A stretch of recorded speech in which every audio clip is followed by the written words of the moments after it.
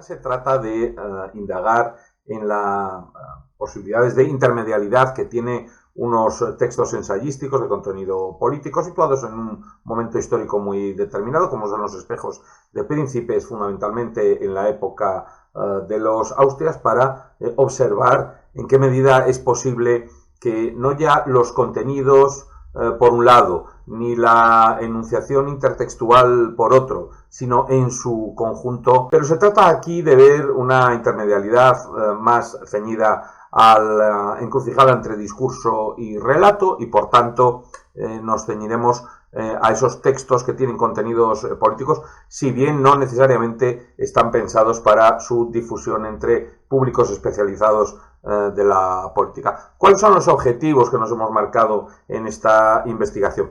Uno primero metodológico, que es ver las posibilidades de integrar distintos tópicos discursivos, tópicos enunciativos, que operaron simultáneamente, que se utilizaron en distintas manifestaciones artísticas, que afectan, como vamos a ver aquí, a algunos géneros literarios muy destacados en el Siglo de Oro y que fueron recibidos sin saltos, sin discontinuidades, también sin compartimentaciones en el imaginario popular, que trataba de entender cómo tenía que ser en ese momento la ideología de sumisión a los gobernantes.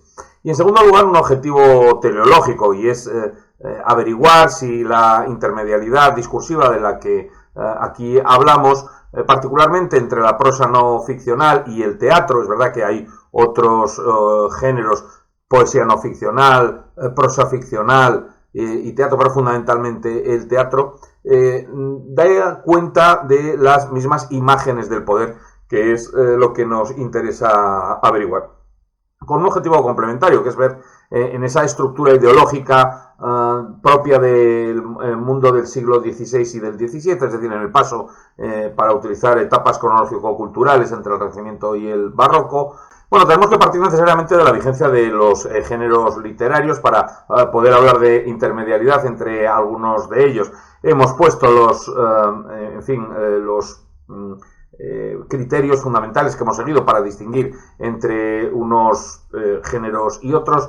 Nos parece que, en particular, el género de los espejos de príncipe, ya saben ustedes, esa literatura destinada a la formación de los gobernantes, que tiene su origen medieval, pero que tiene un gran arraigo en la teoría política castellana a partir del siglo XV y que en los reinos hispánicos eclosiona en el siglo XVII, si estos tratados de formación de príncipes constituyen o no un género diferenciado. No nos cabe duda que el teatro auricular, algunas comedias, particularmente los dramas de corte histórico, constituyen otro, y por tanto podemos hacer esas comprobaciones sobre la transversalidad de los tópicos enunciativos entre distintos géneros. Hemos seguido una trazabilidad de esos géneros, hemos propuesto algunos temas muy relevantes. El hilo conductor de todos ellos, el eje discursivo más importante, es el de la virtud cívica, el buen gobierno. Eso está presente en todos los textos españoles, confiriendo un contenido de más elevada moralidad frente al maquiavelismo. Ya saben ustedes que los textos españoles se caracterizan por un cierto o profundo antimaquiavelismo, en el que el poder no se justifica a sí mismo, no es un poder autosustentado en los deseos de los gobernantes, sino que tiene un objetivo final, que es el buen gobierno, en cuales analizamos esa intermedialidad. Pasamos de la intermedialidad artística a la intermedialidad puramente literaria, para luego podernos vincular exclusivamente a la discursiva, y hemos visto cómo se comparte el paradigma de la virtud cívica como base del buen gobierno en los espejos de príncipes y en otro tipo de literatura prosística no ficcional, como son los arbitrios o los tratados de filosofía moral o los tratados de teología política, pero fundamentalmente con obras historiográficas, obras cronísticas. Y lo que nos resultaba más interesante, ¿no?, la prosa ficcional en menor medida la poesía épica e historiográfica y fundamentalmente el teatro. Con una profunda perspectiva de interdisciplinaridad. En este equipo hay miembros de distintas procedencias académicas o disciplinares. Para nosotros la historia de la literatura es no solo el contexto, sino la que proporciona un enfoque historiográfico prevalente, pero no podemos hablar de intermedialidad discursiva sin que nos interese particularmente el discurso sobre el buen gobierno y sobre el relato dinástico de los Austrias. Pero no es algo nuevo. Le pongo esta cita que Carballo hace en su Espejo de Príncipes y Ministros, que empieza en su prólogo al lector: no sin causa hago este discurso curioso al lector, que no es una obra, sino que es un discurso. Lo explicará más adelante. Y utilizamos algunas categorías propias de las ciencias políticas para darle profundidad al análisis. Nuestras hipótesis de partida son que la literatura sirve a la función aculturadora de la política en las sociedades modernas de una forma más eficaz que muchas otras actividades, desde luego, sociales y políticas, ¿no? En segundo, para llegar, imagínense ustedes, a muchos de los estratos menos formados. Es más fácil llegar a través de las representaciones de teatro que no a través de sesudas explicaciones de cuáles son los regímenes políticos al modo aristotélico, que era lo que se venía haciendo en las universidades de la época. En segundo lugar, que hay una similitud de contenidos descriptivos del poder político. Se crea un corpus de tópicos que es el que se reitera en la prosa política, que se reitera en alguna poesía también de contenido historiográfico, y fundamentalmente pasa íntegro al teatro auricular. Y en tercer lugar, que esos tópicos artísticos sirven para la socialización política, son transversales. Es verdad que son muy coyunturales, que un siglo después difícilmente se entenderían y que muchos lectores ahora se perderían en una lectura actual sobre su objetivo, pero que son muy útiles a la hora de la socialización. Son tópicos que se mueven en la ortodoxia. No es que emanen de ella, que también piensen en la gran cantidad de autores, en torno a un centenar, que provienen de las filas eclesiásticas y que sirven en distintos puestos de la monarquía, ¿no? Y, en definitiva, que tienen en torno a la virtud un gran eje explicativo. ¿Qué se persigue? Pues entender la monarquía española como no solo hegemónica en el conjunto de las monarquías continentales, es el momento de expansión de la monarquía hispánica, eso que tan impropiamente tantas veces se confunde con el imperio, y ese hegemón no es únicamente una persona, no es el rey, ni siquiera es la monarquía, no es la realeza, trasciende, va más allá y supera los reinados individuales para dar una idea de continuidad dinástica. Por tanto, hablamos de un hegemón conceptual, una idea de dominación, de dominio social hacia el interior de los reinos hispánicos, de dominio continental en la esfera internacional. Y para esto se requiere una simbiosis cultural, un acercamiento entre instituciones, funciones que cumplen las instituciones de gobierno, empezando por la monarquía, los territorios y los pueblos tan diversos. Y eso no se puede entender más que con un esfuerzo aculturador verdaderamente importante, que tiene sus límites, y en eso es lo que estamos, en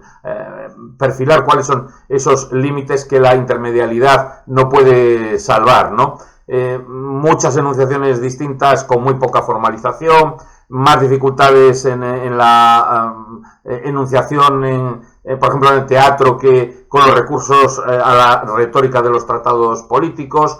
Hemos hablado algunas veces de un género de la invencio sin dispositio, ¿no? Intermedialidad que vean que pasa, en primer lugar, de la poesía a la prosa. Les dejo una referencia de Rivadeneira: tan peligrosa la navegación, acertar en el gobierno, tan alterados estos males, tan varios y contrarios los vientos, tan alta la roca, los bajíos tan ciegos y mudables, y tantos y tan crueles los corsarios que la infestan, las aguas de la política, que para que la nave llegue al deseado puerto es necesario que el mismo Dios lleve el gobernalle y sea luz, guía y amparo de los príncipes. Esta es una de las muchísimas metáforas orgánicas. En definitiva, ¿qué defendemos nosotros? Que los distintos elementos discursivos, con independencia del medio en el que se insertan, dan imágenes siempre de los mismos paradigmas del buen gobierno, de los mismos tópicos sobre qué es lo que le pasa a los reinos hispánicos en su, digamos, andadura continental, los estereotipos de cómo tienen que ser los reyes y las reinas, los códigos interpretativos para saber por qué hay que acudir a esa sumisión a la voluntad de los reyes, las convenciones sociales que se muestran igualmente en todas las obras. No tengo tiempo para decirles ni siquiera muy brevemente qué es lo que hemos analizado en cada uno de estos textos, pero les dejo aquí algo que desarrollaremos en el texto escrito, que es cuáles son los modelos que hemos ido a ver y dónde los hemos encontrado. La prosa, pues con la prosa cervantina nos llega para toda la prosa, ¿no? En la española negra, pero fundamentalmente varios de los episodios del Quijote tienen alegorías críticas a la forma de gobernar. En la poesía nos hemos centrado únicamente en la práctica de las buenas, de las virtudes de los buenos reyes de España, y en el teatro hay muchísimos ejemplos que no les puedo ni siquiera citar. Hemos empezado por Juan de la Cueva, los que tienen azul analizado más pormenorizadamente, Peribáñez, Fuentevejuna y el mejor alcalde del rey en Lope, Cautela contra Cautela, la dama del olivar y la República al revés, en el caso de Tirso. En el caso de Calderón ya se lo pueden imaginar, el alcalde de Zalamea y la vida es sueño, pero también el príncipe Constante, y hay muchísimos más ejemplos que los que aquí le pongo, pero estos son los que hemos ido analizando uno a uno. Valdivieso, Matofagoso, Guillén de Castro, Mira de Amezcua y unos cuantos más. ¿Cuál es el objeto principal de la discusión en este momento? ¿Cómo se ejerce el control social a través de esa aculturación que pasa de unos géneros literarios a otros? ¿Y cuáles son sus límites al hablar de una misma ideología? En definitiva, tenemos tópicos diferenciados para etapas culturales muy marcadas. Unos temas son muy enunciativos y otros son muchísimo más profundos. Los estereotipos siempre responden a una ideología regia sobre los buenos gobernantes españoles, y la aculturación lo que provoca es una simplificación comunicativa para que sea muy fácil de entender para muchas capas sociales que de otra forma no lo hubieran entendido. Por tanto, los paradigmas que persiguen, pues hacer palpable, hacer tangible, hacer corpóreo lo monárquico, marcar el carácter confesional de la monarquía hispánica, marcar el carácter, no podemos decir nacional porque no existe una nación, ¿no? Pero el carácter propio. Las representaciones del rey siempre se hacen igual. El rey es el eje principal del sistema, es el organizador de la convivencia, es el que resuelve los problemas. Fíjense en cuántos de estos dramas del teatro a los que yo me acabo de referir, el rey viene, aunque haga una aparición muy fugaz y muy rápida, a resolver graves problemas sociales de alteración de la convivencia. Hay una identidad total entre el rey y el reino. Hay una identidad quizás un poquito menor con la Iglesia, pero que explica esa política providencialista. Hay una importancia extrema, tanto en los tratados como en el teatro, y no menor en el caso de la poesía que hemos analizado, de la apariencia, el aparato visual, el aparato de representación. El poder es una teatralización constante de las relaciones sociales, y se repiten siempre los mismos estereotipos en uno y otro género, ¿no? El rey es bueno, el rey es recto, el rey busca siempre el bien común, el rey es justo, el rey es piadoso. Y finalmente hemos extraído algunos tópicos que cruzan transversalmente no solo todas las manifestaciones literarias a las que nos hemos referido, sino que también aparecen claramente, por ejemplo, en la pintura figurativa, no solo en la retratística, sino también en la de trasfondo mitológico. El rey cumple una función de rey universal, cumple una profecía en esa visión providencialista en la que el rey es rey por la gracia de Dios. Los problemas, ¿cuántas veces se solucionan así en el teatro? Responden al providencialismo de Deus ex machina. Aparece el rey y se acaban todos los conflictos sociales. Conflictos sociales que existen porque el hombre es verdaderamente un lobo para el hombre. Se dice mucho antes de que lo dijera, no con Plauto, pero sí mucho antes de que lo dijera Hobbes. Y tanto en las obras no ficcionales como en las ficcionales, el gobierno que no se hace con virtud, el gobierno que no se hace con rectitud, se diría en el caso de la política cristiana española, el que no se hace atendiendo a reglas moralizadas de trasfondo religioso, da lugar a un mundo alterado. Por tanto, ese adínatón del gobierno no virtuoso está presente transversalmente a lo largo de todo el siglo XVI y el XVII, si bien en el XVII se añaden otros dos tópicos tan relevantes como el desengaño tan propio de la cultura barroca, el tiempo político huye, pasa raudo y la fortuna es tan mutable, cambia tanto, que de la expansión, eso que se denomina el aumento de la monarquía, se pasa a la pura conservación, y desde la década maldita para los reyes de 1640 se pasa a la recuperación de una España a través de los reinos principales muy maltrecha con